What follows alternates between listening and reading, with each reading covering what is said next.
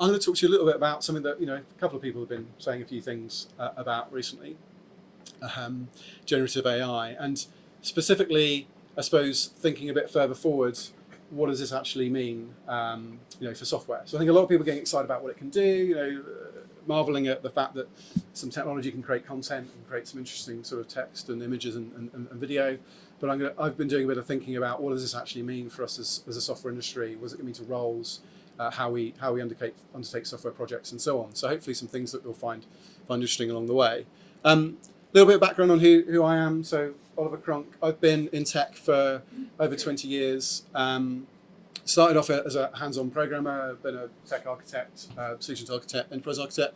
Did a couple of chief architect gigs. The first one actually was when I first had my hands properly on AI beyond the sort of university stuff where it was very primitive. Back in the late 90s, we were actually building fraud detection solutions for insurance. So very specific machine learning models trained to find fraud in insurance. So that was sort of 2017, 2018 sort of time.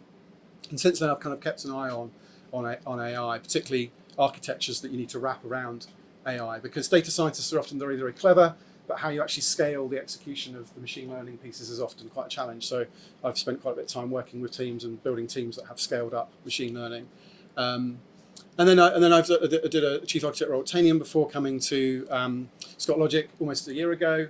And Scott Logic are a software and data engineering consultancy, and we're doing AI projects as an extension to our data engineering work that we're doing. So a little bit about who Scott Logic are. So Scott Logic, as I say, are a software and data engineering consultancy. We've been around since 2005. This is one of our big offices. We've got three main hub offices like this, about 100 people or so, 120 people in this one working. The HQ's Newcastle. The other big office is Edinburgh, so I was up in Edinburgh last week. And so what are we known for? We're known for doing a lot of open source work. Our work is in the open source kind of ecosystem, but the majority of our work is in financial services and public sector. So we have a number of large government departments as clients. We have a lot of household names and sort of investment bank names from the financial services side of things. But this isn't the sales pitch, just to give you a bit of an update on who we are, a bit of an intro. Before I get into my talk, I like to just get a bit of a straw poll. So I've got a few questions for you. How many? I guess if you can show your hands, how many of you would say you're familiar with AI and machine learning? Are you comfortable with that as a topic? Okay, useful to know. It helps me sort of pitch things. How many of you feel you're able to keep up with all the developments that are going on? That's what the AI is for. Yeah, maybe we'll come on to that. Is that partly what it's for? I guess I'll have a show of hands for who hasn't tried ChatGPT. Okay, a couple of people haven't. And how many people are actually experimenting with this, doing projects internally? Okay. All right, a few people. Okay, that's useful. Helps me sort of understand who's in the room and what you're doing. So, a bit of history for those of you that perhaps haven't been kind of aware of this, but ChatGPT has really brought a generation or the latest sort of class of AI models, machine learning models, to the public eye. This generative pre-transformer technology has been around for a number of years. It's just that it's got to a point of evolution where OpenAI felt that they would launch it on the market, and it's created a lot of interest, a lot of buzz. But we've been working with these sorts of technologies for a while. In fact, our blog has been powered by the forerunner to ChatGPT, like GPT-2, I think it was, for some time. But clearly the latest versions of this technology are very, very impressive. And what's really got to people's imagination is the fact that the average person has been able to use it. The barrier to entry has come down massively. You were actually able to get online and use a developer playground, which wasn't that, it didn't require an awful lot of technical skills, but I guess it was a barrier to using this. And you were able to sort of use the APIs, and you've been able to do that for a while now, but it's really the ease of use and accessibility, I suppose, of ChatGPT that's got people talking about it. The other thing that you've probably heard of is something called DALL-E. So DALL-E will generate images, and in fact, in some of my slides, I've got some machine-generated art just to sort of, kind of add a bit of a different flavour to the slides. The other thing that's launched as well is Copilot. So GitHub, I think largely using a lot of their open source repositories, have created a coding assistant. So Copilot is something that helps developers code. Yeah, ChatGPT arriving in 2022 is really just the latest sort of wave, I suppose, of this technology. GPT-4, OpenAI, ironically, for the name of company, they've opened in their title, you'd expect them to be quite open. They were originally. They've become rather closed of late. And so GPT-4 is a little bit mysterious. There's lots of theories about how it's been built. Some people saying it's actually 8 models that have been sort of bundled together, and those 8 models are used selectively depending on what someone asks for, and that's how it's so powerful. But it can do, it can do clever things like it can tell you what's in an image. It can describe things that otherwise you wouldn't expect a computer to be able to do. So this world is moving very quickly, but I guess my point here is this hasn't just arrived on the scene like in 2022. There's been a number of years a number of evolutions of machine learning models and different technologies that have got to this point. And this is really, for me, just the start of what we think is going to be the next technology epoch or the next technology platform. We've had APIs, we've had cloud. This, we think, is going to be as transformational as the internet itself, which is quite ironic when you think these things are trained largely on the internet as a thing. So they required the internet as a building block in the first place to actually to be created. And the things that are happening now are plugging in these GPT technologies into other tools. So one of the things we're doing is we're doing some research and development at the moment, a few R&D projects, but one of the projects we've got going is plugging in these GPT technologies into traditional databases, into our Salesforce platform, into Confluence and our knowledge management platforms, because these things do have a tendency to hallucinate. And so what you really need to do is complement these technologies with other tools to stop them from doing that as much. But the next thing that's coming on that's worth looking out for is something that's called diffusion models. The diffusion models are another type of machine learning model, and they're essentially looking at human behavior, and they learn sort of human activities. And this is being used in sort of manufacturing and various other places. But in theory, what you're better do is take like a human-run process and use these diffusion models to learn the kind of patterns of behavior that people undertake. And so that's very much on the horizon. That'll be with us fairly soon. The other thing is what DeepMind are cooking up. So DeepMind were acquired by Google, and so far Google's sort of products in the space haven't really been that impressive. Like Bard, actually, maybe a show of hands, who's used Bard?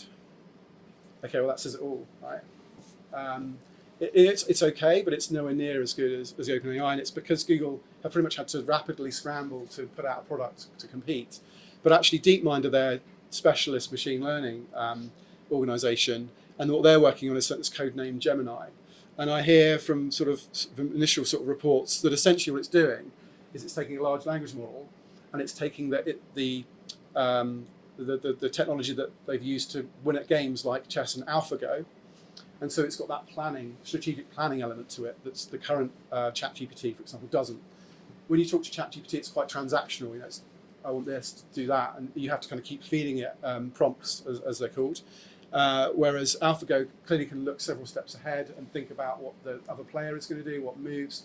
So it's able to plan, it's able to kind of devise strategies, and so that is going to be pretty powerful when that comes out. So I think what we're seeing at the moment is just the start of like a new wave of technology that we'll be able to build on, as an industry. So I spent a fair amount of my career, as I talked about in my intro, as an architect, and so I've done quite a bit of thinking about how's this going to impact me and my former life as an architect and as a software engineer. And I think in the immediate term, what we're going to see is augmentation. We're already seeing tools like Copilot. We're already seeing ChatGPT allowing you to perhaps write a project document or write a project specification or various bits of documentation. Perhaps you can take a code base and it can generate a human description of what those things are. What I think is coming next, though, is for architects, is something that takes a lot of the guesswork out of being an architect. So, full disclosure, when I was an architect, particularly if I was new in role, I'd feel like there was an awful lot of information I was missing when I was making recommendations to the business I work for. And I think at the moment architecture is based on having very seasoned, experienced people that know their industry, know their organisation, and know the systems and the processes and the data, and they're able to give a best guess sort of informed position on what happens if we choose to do this to a platform, or what happens if we do this project. Where I see the potential of the machine learning technology we're looking at the moment and in the near future is something that will be able to actually give you factual views on your systems. on your data, on your processes. And I think that's going to be really game-changing as an architect. You're going to have this assistant tool that's basically going to say, right, Microsoft is end-of-lifing product X. Tell me all the systems that are upstream and downstream from that. What's the impact? Tell me all the users that are using this process. And at the moment, a lot of that is guesswork, or it's scrabbling around trying to find old documentation, trying to do what I call technology archaeology. And I think a lot of these tools will make that archaeology process a lot easier. I think. I mean, don't get me wrong; they're not going to do this on their own. They're going to need a human architect. But I think that analysis, the systems analysis, is going to get easier, and there's going to be new tools to do that.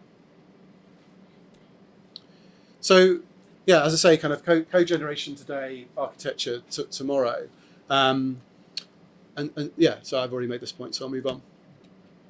So another area I've been thinking about is off-the-shelf software. So at the moment, if you buy a software as a service type solution or a packaged off-the-shelf piece of software, if you want to customize that and tailor that, often the options are quite limited. And there's the sort of running joke in the industry that if you buy SAP, you have to sort of adopt SAP's model of processor. It's a little bit out of date now. But what I see the potential being in this space is, Microsoft have already said that they are planning to launch co-pilots for Office, so for Word and various things. There'll be an assistant helping you write your documents, helping you create spreadsheets, create formulas, all that sort of stuff.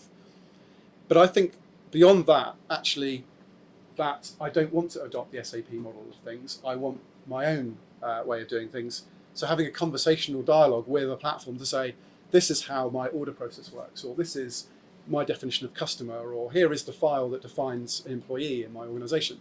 And actually having the system tailor and customize the platform for you based on how you want to work and how you operate, that I think is got to be pretty close on the horizon. So the need to have as much bespoke and off-the-shelf, bespoke code may be reduced. So it's interesting to think, will software as a service platforms become more capable, more tailorable, and will our work be more about leveraging more the Lego blocks, as it were, of our technology landscape rather than building everything from scratch, which is an interesting sort of thing to consider. And then wider impact, this is the kind of crux of what I want to talk to you about, the wider impacts on software projects and us in the industry. I think there are, clearly you can get carried away with the hype, and you have to be careful to look through these things with a sensible, pragmatic lens. But you can look at what these technologies are capable of now, and what therefore it then means, and where the risks are and where the challenges are, and start thinking about that before it's sort of thrust upon us, I suppose, and it's too late to sort of course correct. And so there's a number of areas here that I've started to kind of consider. There's a blog actually I wrote about a month ago on sort of solution architecture for generative AI. And there's some points here that I wanted to kind of lay out, and then there's a bit of time for us to sort of discuss. And I'd love to kind of get your feedback and thoughts on some of these. But to start with, and I'll read these out because you may sit at the back, but I kind of break this down into sort of business risks, sort of operational risks, and then sort of some technology challenges. So from a business risk perspective, I think there are disruptions that this can bring. There are some organisations whose livelihood has perhaps been to produce content, or if you look at stock imagery sites, they're already starting to look at using generative software to produce photos. Does that mean that photography becomes less of the human photography becomes less of a thing, or does it become more niche and more specific? So irrespective of the technology side of this for a moment, what it does to the commercial model of your organisation is something to think about. Maybe it's not impacting now, but in perhaps a 3 to 5 year time horizon, there may well be impacts to your revenue streams, your value model, as it were. The other thing then to think about is the operating model. This can augment people, so it potentially makes them more productive. Maybe it changes the nature of how much you offshore. Perhaps you can now bring more things onshore and have co-pilots helping you with some of the work that perhaps was going offshore. But beyond those sort of two kind of big things, when it comes to actually the impact of this technology, reputation damage is the thing that I speak to clients about most. Love to embrace this, Oliver, but I'm just worried about what it will do. What will it generate? What could it spit out? And so the regulatory angle of this and the reputation damage angle of this are really, really important things to think about. And in the architecture and the blog, I talk about how you can add other components to the platform at the building so that you kind of mitigate some of those risks and reduce the likelihood of some of those things happening.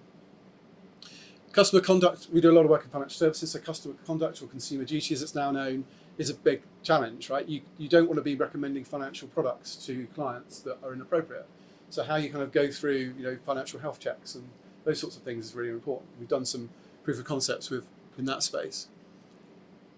Data quality, these things, unless you can just be reliant on what it's been trained on the internet, your own data is going to be really, really important. And the role of things like knowledge graphs and linked data are really, really important, because these technologies are graph-based. So if you can give them data in the same sort of format as they've been trained on, they work really, really well. The ethics for privacy, things like personal data usage. There's some really interesting challenges with this one in terms of, I'm hearing reports that in the models they have trained data about individuals. So if you ask them about a certain person, perhaps you ask them about a CEO or something, it might spit out that they were the CEO of Amazon or whatever. The challenge with these things is those things are hard coded into the model, and trying to train those things out is really, really difficult. So there's already been some examples of where if you ask someone about someone's name about this, it comes back with something completely false. And actually people have then sort of taken people to court to say, I do not want this technology saying that every time my name is mentioned, something that's completely false. And it's challenging to kind of then tune out those things, because the model has been trained over many months with lots of data, lots of processing. So there are challenges here with people's personal data. There are clearly challenges with bias. It's clear when you use something like ChatGPT, it's furiously peddling below the waterline to prevent it leaking out anything that's going to get OpenAI in trouble. Because, and you can see that because when you use a model that's unrestricted, like some of the open source ones, it doesn't have any of those guardrails. So the bias and the guardrails around this is really, really important. Being able to be transparent and be able to explain what's going on with these systems is really important. Like the models themselves, yes, you're going to struggle to explain, but I think how you mitigate that is almost with a black box telemetry type approach, where you record all the stuff that goes in, you record what the decisions, and you record the outputs, and you've at least then got a trail, an audit trail that you can then use to kind of assess why did it do that, and how do we prevent it from doing that in the future. So it's like the aircraft black box recorder that when something goes wrong, you're able to kind of go look back and see what's going on. I think clearly it would be nice if models were more explainable and more transparent, but that's a really, really big challenge of data science that's not going to be solved in any time soon. The consistency, the reliability, the repeatability, again, is why I don't think you should be putting all your eggs in the basket of these technologies. They need to be a component of the platform, not the only thing in the platform. So I started to talk about some of the tech challenges. So for me, in a lot of the projects we've been doing, both internally and with clients, is access to data at a fast enough speed, a low enough latency. If you're having a conversation with a customer, you need to have access to that customer's information in a secure manner, but you need that fast. If you're having a conversation with a customer, you need to be able to pull in those data points quickly. How you scale these things is a challenge. How you do that cost effectively is going to be difficult as well. These things require a lot of compute, a lot of GPU. It's expensive to train them. It's expensive to do inferencing, the running of them. And the other hat I wear, and I know some of you in the audience came to a talk I gave a few months ago in this office about sustainability of technology. One of the big things we need to think about here is the environmental impact of all this.